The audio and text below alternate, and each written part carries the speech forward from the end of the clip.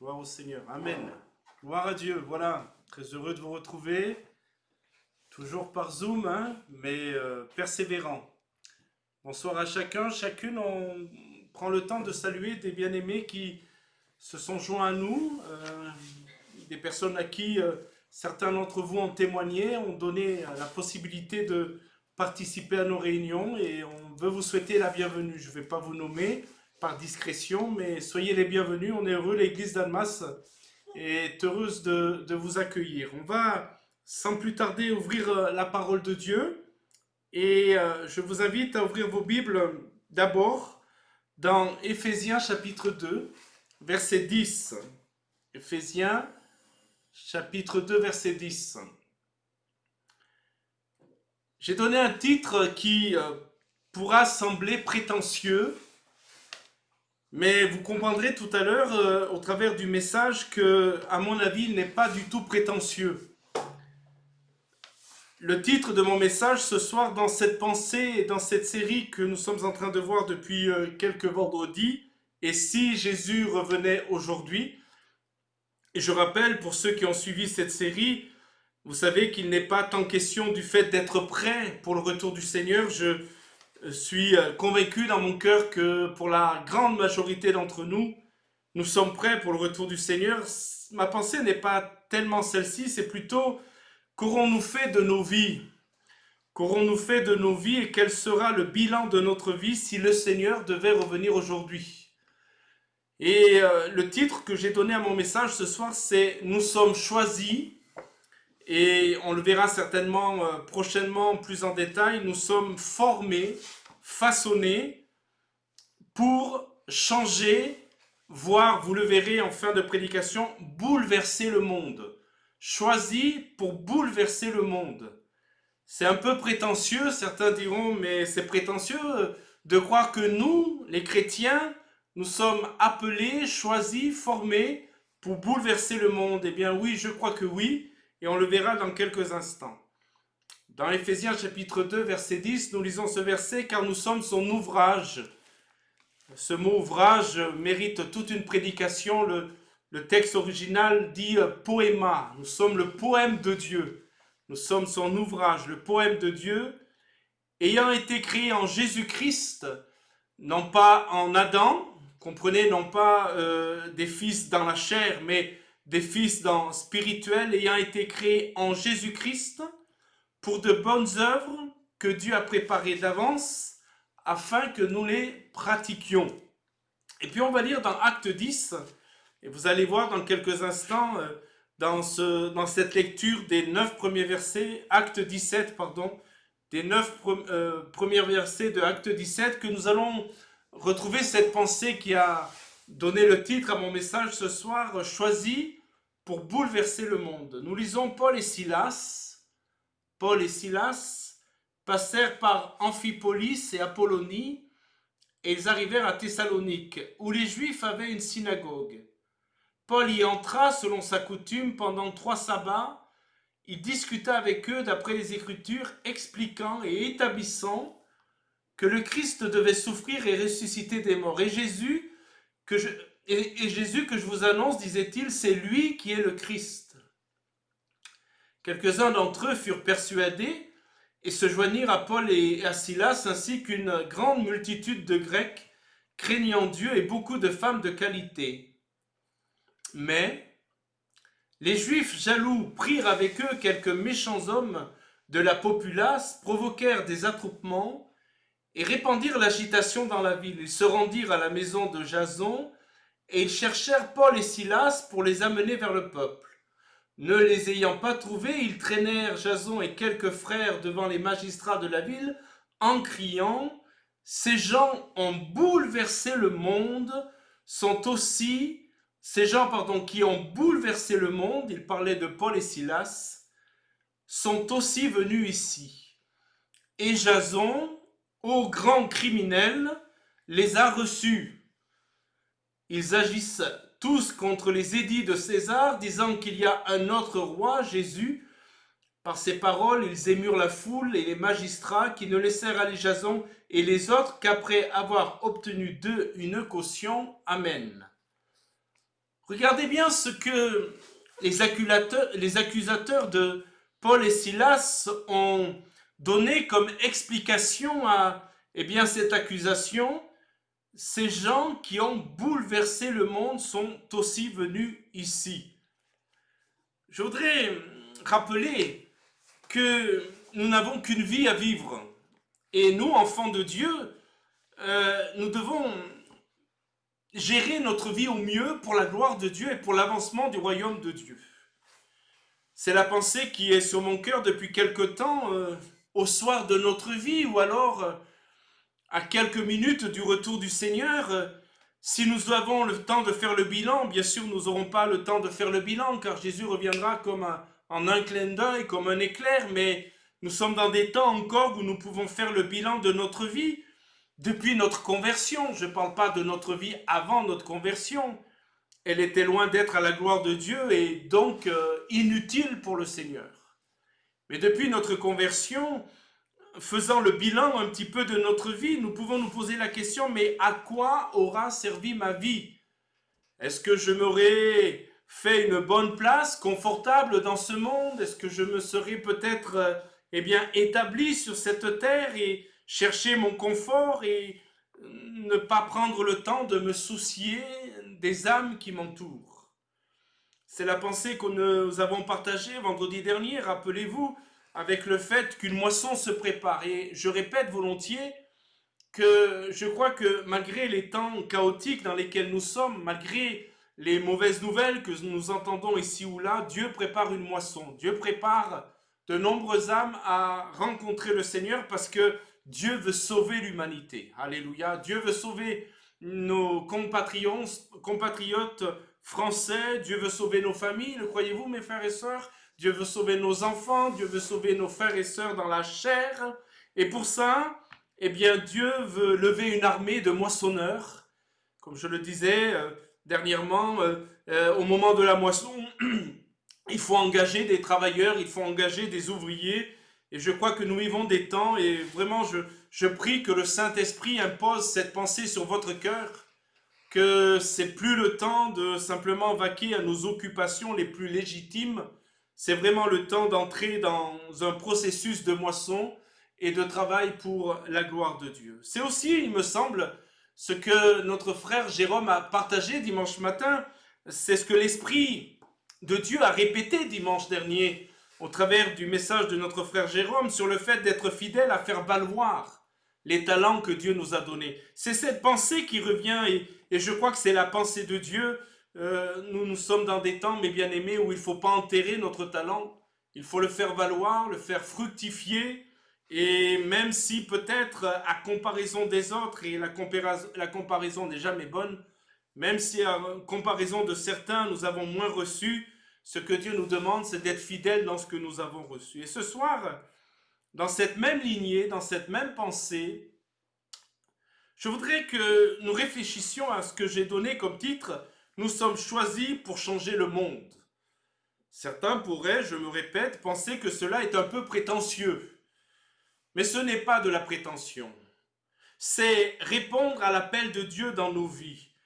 C'est être le sel de la terre, c'est être encore la lumière du monde. Mes bien-aimés, nous sommes le sel, nous sommes la lumière du monde. Et dans ce monde ténébreux, de plus en plus ténébreux, il y a un phare pour la société dans laquelle nous sommes. Ce phare ne viendra pas des philosophies modernes, ce phare ne viendra pas des politiques de ce monde. Il y a un phare qui brille dans ce monde. Ce phare, c'est l'Église de Jésus-Christ. Et par ce phare, par le sel que nous sommes appelés et même formés, nous en reparlerons, pour changer le monde. Le monde commence d'abord à nos portes. Il commence dans nos foyers, dans nos maisons. Et je pense qu'avant de vouloir évangéliser aux extrémités de la terre, il faut déjà gagner les nôtres. Il faut gagner nos enfants. Il faut gagner nos jeunes. Il faut récupérer nos jeunes parce qu'il faut dire les choses. Nos jeunes, nous ne les voyons plus au milieu de nous. Alors cela ne signifie pas qu'ils sont perdus, mais nous voulons surtout prier pour ceux qui sont perdus, pour ceux qui ont abandonné. les voies du Seigneur. Il faut gagner nos conjoints convertis. Et le champ d'action, le champ de mission commence d'abord aux portes de nos maisons. Vous savez, il y a toujours eu des candidats pour être missionnaires. J'en ai rencontré.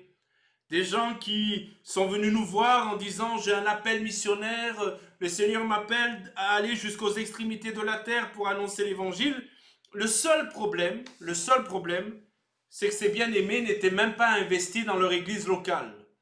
Ils avaient certainement une certaine ambition et malheureusement, je voudrais le dire ici, l'ambition était parfois charnelle. Elle était émotionnelle, ayant vu peut-être la détresse de quelques pays, l'émotion jouant. Certains ont pensé avoir un appel pour aller secourir aux extrémités de la terre, mais mes bien-aimés, il ne faut pas confondre ambition charnelle, personnelle et appel de Dieu. Si nous ne sommes pas prêts à servir dans notre Église, je crois que si nous ne sommes pas prêts à participer à l'effort local, parce qu'il y a un effort local à produire, il y a besoin d'ouvriers dans la maison de Dieu à Annemasse. Il y a besoin d'ouvriers à l'église d'Annemasse. Et béni soit Dieu, sans mettre l'emphase sur cela, mais combien c'était bon de voir que pendant ce déconfinement, ce temps en présentiel, plusieurs d'entre nous se sont levés pour venir faire le ménage, la désinfection. D'autres se sont levés pour faire l'accueil avec toutes les complications qui étaient là. Et béni soit Dieu pour ceux qui se sont levés et qui ont servi déjà au niveau local. Et je répète volontiers que on ne peut pas avoir l'ambition d'être un missionnaire aux extrémités de la terre si déjà nous ne servons pas dans notre église locale. Dieu ne cherche pas des ambitieux. Dieu ne cherche pas des ambitieux, mais des ouvriers consacrés, prêts à mourir. Et ce soir, je vais me permettre d'aborder des choses qui ne sont pas du lait spirituel. Je bénis vraiment le Seigneur et quand je parle de vous à des collègues, j'en parle toujours en bien. Je parle de l'église d'Annemasse en bien. Et je dis en toute vérité, et je le crois de tout mon cœur, que vous êtes une église, que nous sommes une église qui aime la parole, qui ne se contente pas d'un petit lait de l'écriture, mais qui est capable d'absorber de la nourriture un peu conséquente. Et ce soir, je vais aborder des choses qui peut-être sont à première vue un peu dérangeantes, mais qui sont d'une portée spirituelle tellement importante dans les temps dans lesquels nous sommes. Dieu ne cherche pas des ambitieux, mais des ouvriers consacrés prêts à mourir à eux-mêmes, afin de porter le fruit de la vie.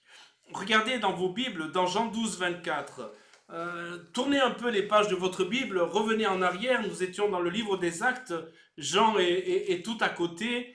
Dans Jean 12, 24, nous avons ce texte qui est d'une importance capitale. Capitale pour Jésus, parce que je pense que cela concernait d'abord notre Seigneur Jésus, mais capitale aussi pour nous. Nous qui sommes parvenus, je le crois, au temps de la fin. Au temps de la fin. Jean 12, 24, il est dit en vérité, je vous le dis, si le grain de blé qui est tombé en terre ne meurt, il reste seul. Notez ça. Et ce verset, je le lis comme vous depuis des années. Mais jamais ce « il reste seul » m'a frappé autant que dans ma lecture aujourd'hui pour préparer cette méditation. Jamais. C'est ça sur ça que le Saint-Esprit a mis l'emphase. Il reste seul. Celui qui ne meurt pas lui-même, il reste seul. Mais s'il meurt, il porte beaucoup de fruits. Si on avait la possibilité d'entendre vos réponses, je me permettrais de vous poser la question, voulez-vous porter du fruit dans votre vie ? Voulez-vous, au soir de votre vie, lorsque peut-être vous aurez l'occasion de faire le bilan de votre vie, voulez-vous dire, ma vie a servi à l'avancement du royaume de Dieu. Ma vie a servi à ce que des fruits soient apportés et que des âmes soient sauvées. Le texte nous dit, et je vous l'ai dit, c'est vraiment sur cela que le Saint-Esprit a mis l'emphase quand j'ai fait cette lecture. Un grain qui ne meurt pas reste seul. Un grain qui ne meurt pas reste seul. Un grain bien à l'abri, imaginez ce grain. Voilà que le semeur a pris là une poignée de grains, vous savez, avec le geste auguste du semeur, il ensemence son champ, mais voilà qu'un grain est resté au fond du sac, bien au sec. Il n'a pas été saisi par la main du semeur, il a quelque part, comprenez ma pensée, comme échappé à cette main qui voulait le répandre, afin qu'il meure, ce grain, et porte du fruit. Et voilà qu'il reste au fond du sac. Finalement, à la fin de la journée, à la fin de ses semences, ce grain avec d'autres, mais parlons de celui-ci, est toujours au fond du sac, bien au sec. Il ne subira pas les assauts des intempéries, il ne subira pas le travail de la terre qui va ouvrir son être, comprenez-moi, qui va ronger l'écorce et de cette écorce, oui, va naître la vie. Non, il reste bien au sec. Suivez-moi bien, mes frères et sœurs. Il reste bien au sec au fond du sac. Il ne meurt pas. Ah, si seulement il était mort, si seulement il avait été planté, si seulement en mourant il avait pu produire la vie, qu'est-ce que cela aurait été utile? Et d'ailleurs le rôle du grain, c'est ça. Le rôle du grain, ce n'est pas de rester bien au sec, à l'abri, au fond d'un sac. Le rôle du grain, c'est de mourir pour porter du fruit. Et mes bien-aimés, je crois que nous vivons une époque où il faut que les chrétiens, bien au sec que nous sommes, je dis que nous sommes, les chrétiens bien rangés et au sec que nous sommes, apprennent le processus de la mort. Le processus de la mort à nous-mêmes, le processus de la mort à nos ambitions personnelles. Il y a un principe spirituel, mes bien-aimés, un principe que nous avons du mal à comprendre et qui est essentiel. Dans le domaine spirituel, il y a un principe. La mort précède la vie. La mort précède la vie. Et si nous, ce soir, regardons à la croix, si nous regardons à la mort de notre Seigneur sur la croix, il ne pouvait pas y avoir de vie pour nous sans cette mort. Il ne peut pas y avoir un évangile répandu dans toute la France sans une église en France, des chrétiens en France, des disciples en France qui vont accepter de mourir à eux-mêmes, qui vont accepter de renoncer à eux-mêmes, qui vont accepter d'abandonner tout confort pour répondre à l'appel de Dieu si cela est possible. Oui, si seulement ce grain était mort, il aurait porté du fruit. J'ai lu il y a quelque temps l'histoire d'un dentiste aux États-Unis qui a reçu un appel de Dieu pour aller évangéliser un pays en Amérique du Sud. C'est David Wilkerson qui raconte cette histoire dans un de ses livres. Et il est allé voir le pasteur Wilkerson, il lui a dit, Dieu m'a parlé, vraiment avec ma famille, on est convaincus qu'on doit tout abandonner pour aller dans un pays d'Amérique du Sud, pour aller évangéliser. Et le pasteur David Wilkerson lui a dit, si Dieu te l'a dit, fais-le. Fais-le, réponds à ce que Dieu t'a dit de faire.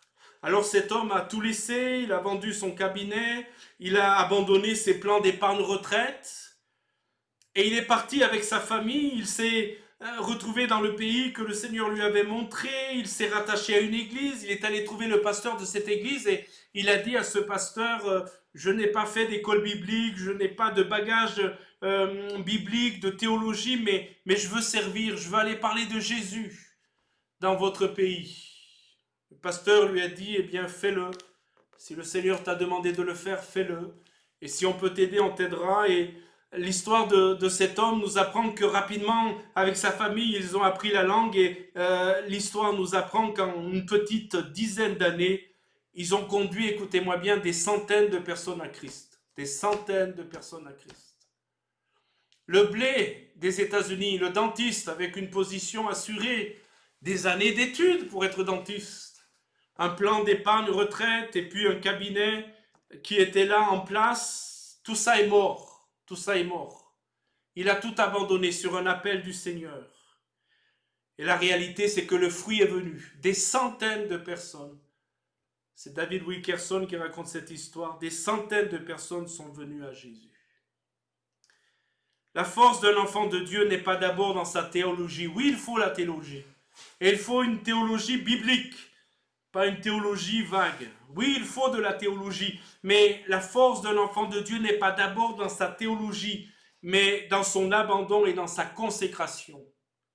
La force d'une église, n'est pas d'abord dans son groupe de louanges. Il y a de la concurrence dans ce domaine, comme on n'a jamais vu.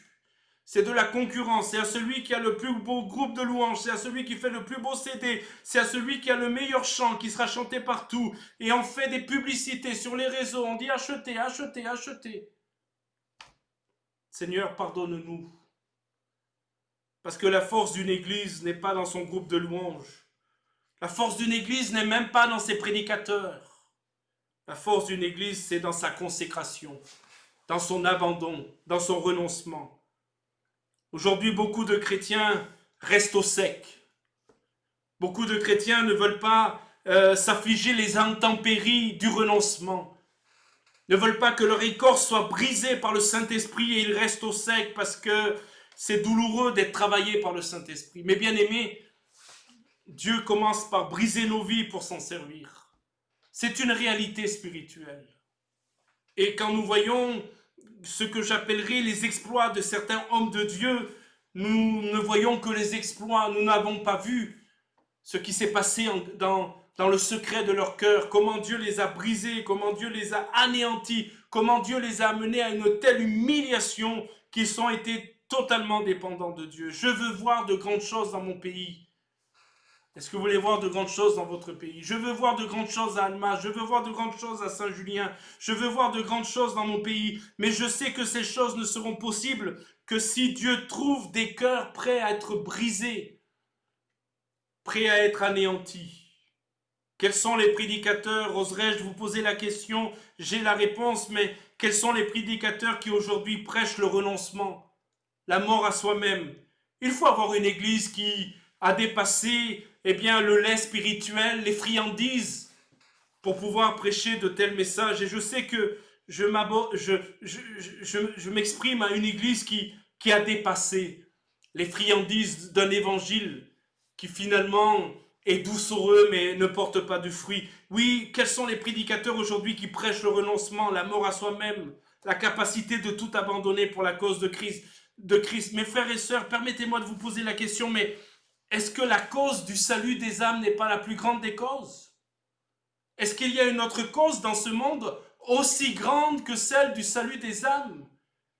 Est-ce que de passer à The Voice est la plus grande des causes? Est-ce que gagner koh est la plus grande des causes? Est-ce que la plus grande des causes n'est pas de voir des dizaines et des centaines d'hommes et de femmes se tourner vers Jésus-Christ? Et moi, je suis plein de foi, malgré les situations dans lesquelles nous sommes, parce que je crois que Dieu veut sauver. Mais Dieu veut sauver au travers d'une église qui n'est pas centrée sur elle-même. Aujourd'hui, le message évangélique, je généralise, mais je vais le dire quand même, est centré sur le bien-être des croyants. Je vois de plus en plus de messages où on dit aux gens 5 points pour réussir. En 5 points, on vous donne la recette de la réussite. La grande mode qui est anti-biblique, étudiez cela, entrez dans sa destinée. Mais mes amis, on n'a pas besoin d'entrer dans sa destinée. Si Dieu nous dirige, on entrera dans notre destinée. On n'a pas besoin de forcer la main de Dieu.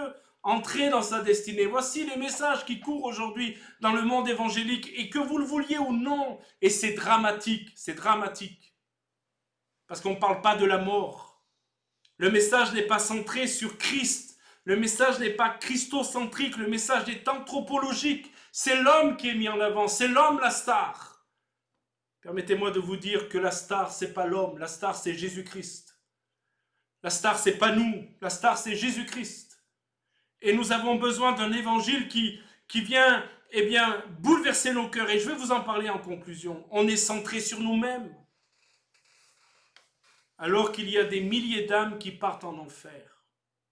Le pasteur Larry Osborne, un évangéliste, un homme de Dieu, a dit, écoutez bien, c'est une déclaration qui doit marquer nos cœurs. La vie est trop courte et l'enfer est trop brûlant pour se contenter de jouer à l'église. Je répète, la vie est trop courte et l'enfer est trop brûlant pour se contenter de jouer à l'église. Je vais vous donner et vous livrer mon cœur. Je vois certaines choses, je vois comment on gaspille du temps, on gaspille de l'argent dans des bêtises, pour le vedettariat. On cherche à être aimé, on cherche à faire la vedette.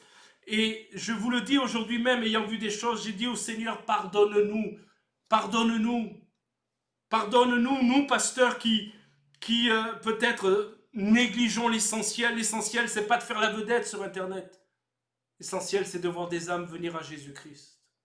Pardonne-nous de gaspiller du temps dans ces choses, au lieu d'étudier ta parole, de prier, de jeûner, de chercher ta face. Nous devons mourir, mes bien-aimés. Si nous voulons bouleverser le monde, changer le monde, ce n'est pas de la prétention, ce n'est pas de l'ambition malsaine, c'est la volonté de Dieu. Savez-vous que Dieu n'a pas de plan B? Dieu a un seul plan pour sauver l'humanité et ce plan, c'est l'Église de Jésus-Christ. Dieu n'a pas de plan B pour Annemasse. Le plan de Dieu pour sauver Annemasse, c'est l'Église d'Annemasse et toutes les églises qui sont à Annemasse, pas que la nôtre. Mais l'Église avec un grand E, l'Église locale sur Annemasse, Dieu n'a pas d'autre plan. Le plan de Dieu pour sauver Annemasse et Saint-Julien, c'est son Église. Le texte nous dit, ces gens qui ont bouleversé le monde sont aussi venus ici, littéralement, et prêtez-moi quelques minutes d'attention, mes bien-aimés. Littéralement, ils ont mis le monde, je le mets entre parenthèses, romain, parce que c'était, eh bien, le règne de Rome. Ils ont mis le monde romain sans dessus-dessous. Voici ce qui est dit littéralement. Bien sûr, et je vais m'expliquer, il y a bien sûr de l'exagération. C'est ainsi que l'on fait quand on accuse quelqu'un. On exagère la faute. Rappelez-vous que ils ont pris Jason parce qu'ils n'ont pas trouvé Paul et Silas. Il y a un procès qui leur est fait et bien sûr les accusateurs sont là pour exagérer la faute. Alors oui, bien sûr, il y a de l'exagération, mais quand même il y a du vrai. Et l'histoire de l'Église nous apprend que c'est vrai. L'Empire romain, avec ses cultes, ses divinités, donc ses idoles, a été bouleversé par l'Évangile en quelques années. En quelques années. Je crois aujourd'hui que l'Évangile est seul l'Évangile, dans toute sa plénitude, peut renverser les forteresses des pensées modernes. Je ne sais pas si vous êtes d'accord avec moi, mais je suis convaincu que l'Évangile peut renverser les conceptions, les pensées modernes, les philosophies, les sagesses de ce monde. L'Évangile, le vrai, je vais le dire ainsi, n'est pas politiquement correct. L'Évangile de Jésus-Christ n'est pas politiquement correct. L'évangile de Jésus-Christ dit les choses, dévoile les choses, ne fait pas l'impasse sur le péché de l'être humain. Ne dit pas, comme on l'entend ici ou là, que le péché n'est pas vraiment un péché, c'est une maladie. Non, le péché n'est pas une maladie, le péché c'est la désobéissance à Dieu. L'évangile apporte un bouleversement radical. Vous savez pourquoi vous et moi nous sommes là ce soir? Parce que nous avons adhéré à une association cultuelle, parce que nous réglons régulièrement notre offrande, parce que finalement nous avons trouvé une belle société chez les chrétiens, nous sommes bien heureux d'être ensemble. Mais vous savez pourquoi nous sommes là ce soir, malgré le Zoom, malgré les difficultés de nous retrouver et qu'on ne lâche pas le morceau, je vais le dire ainsi. Vous savez pourquoi? Parce que l'évangile nous a bouleversés radicalement. Alléluia. Jésus nous a bouleversés radicalement. Oui ou non, mes frères et sœurs? C'est pour ça qu'on est là. Et il faut ce bouleversement. Il faut ce retournement pour que des pécheurs profondément installés dans leur péché puissent en être libérés.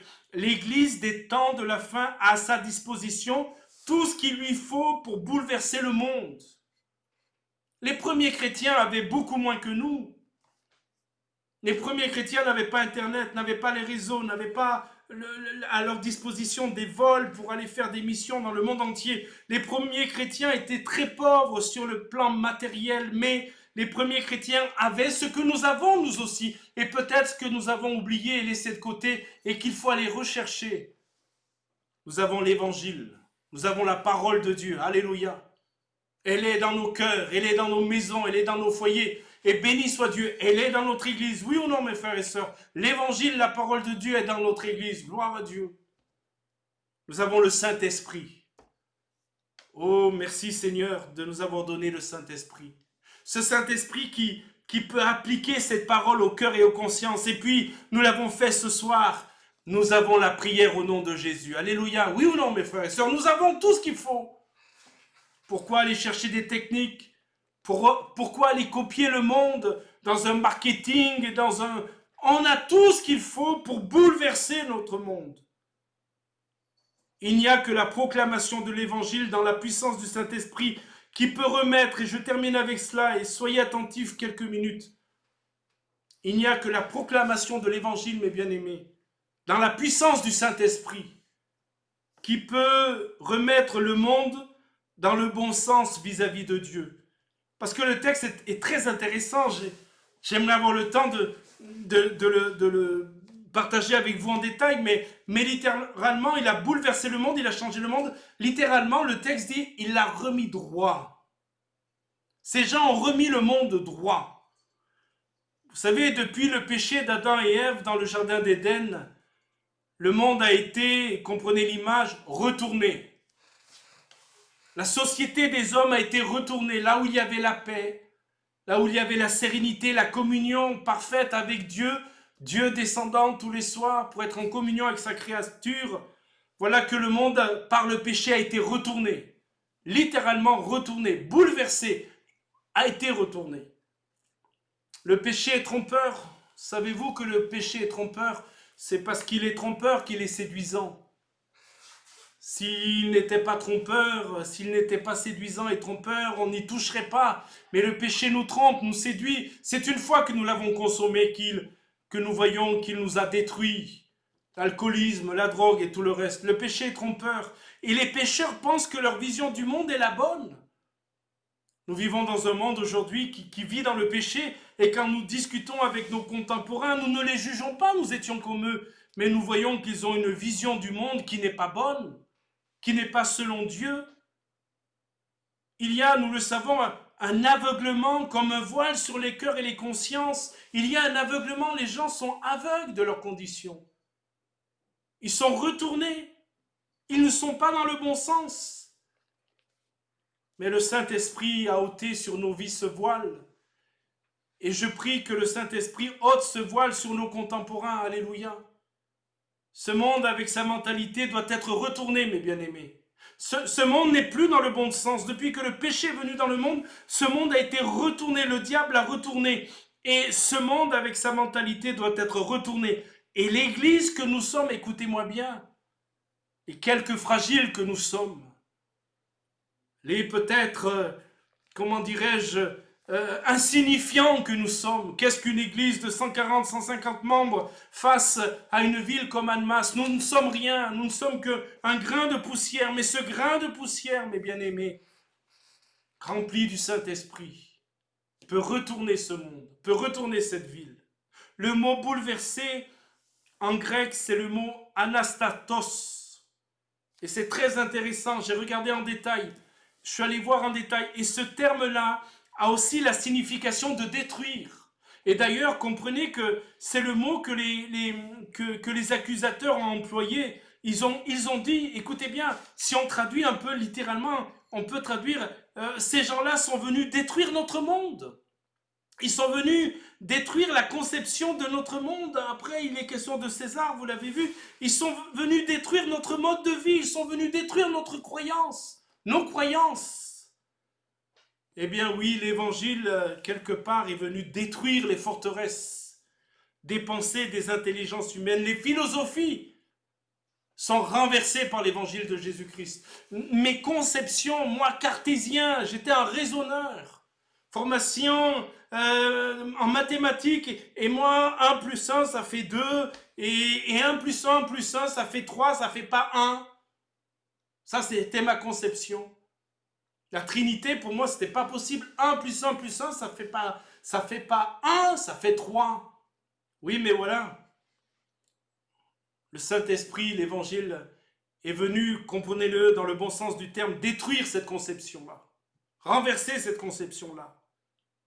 Il y a de véritables murailles de Jéricho dans les pensées aujourd'hui. Oui ou non, mes frères et sœurs? Quand vous discutez avec vos contemporains, vous n'avez pas le sentiment qu'il y a vraiment des murailles de Jéricho? On se dit, mais c'est pas possible, c'est imprenable. Ils sont reclus dans leur forteresse de pensée. Et ces forteresses-là, on a le sentiment que rien ne pourra les renverser. Je voudrais vous rappeler quand même, mes frères et sœurs, que les murailles de Jéricho ont été renversées. que Dieu est capable de renverser les murailles de Jéricho. Mes murailles à moi, elles ont été renversées. Alléluia. L'évangile vient avec la dynamite du Saint-Esprit parce que dans le texte Acte 1:8, vous serez remplis du Saint-Esprit. Le mot, c'est la dynamique. La puissance est dynamique.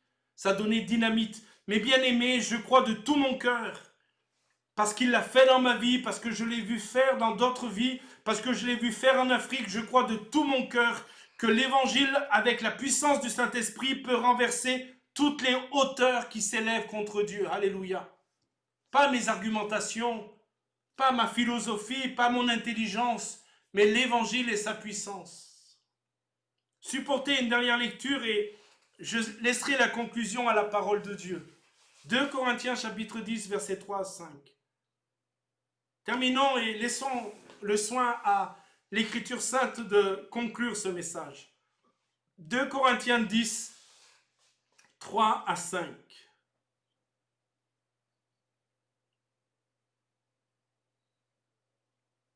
Si nous marchons dans la chair, nous ne combattons pas selon la chair. Car les armes avec lesquelles nous combattons ne sont pas charnelles, mais elles sont puissantes. Regardez bien. Les armes avec lesquelles nous combattons ne sont pas charnelles, mais elles sont puissantes. Par la vertu de Dieu, pour renverser, détruire, bouleverser, renverser des forteresses. Nous renversons les raisonnements et toute hauteur qui s'élève contre la connaissance de Dieu et nous amenons toute pensée captive à l'obéissance de Christ. Amen. Et bien aimés, permettez-moi de terminer en vous disant, nous sommes la dernière génération, j'en suis convaincu, qui peut bouleverser le monde. Dieu n'a pas de plan B, Dieu a un seul plan, c'est nous, les chrétiens, remplis du Saint-Esprit, consacrés, renonçant à bien des choses, renonçant à une soirée facile devant la télé, un canapé le vendredi soir, renonçant à cela pour venir prier, être enseigné, se tenir devant Dieu. Dieu va nous bénir, mes frères et sœurs, Dieu va nous bénir. Et j'anticipe avec beaucoup de joie et de foi tout ce que le Seigneur va faire. Dieu n'en a pas fini avec notre pays de France. Mon frère, ma sœur, Dieu n'en a pas fini avec ton conjoint. Mon frère, ma sœur, Dieu n'en a pas fini avec tes enfants. Dieu n'en a pas fini. Dieu va faire de grandes choses. Voulez-vous qu'on se recueille, mes bien-aimés, qu'on demande au Seigneur sa grâce et qu'on puisse terminer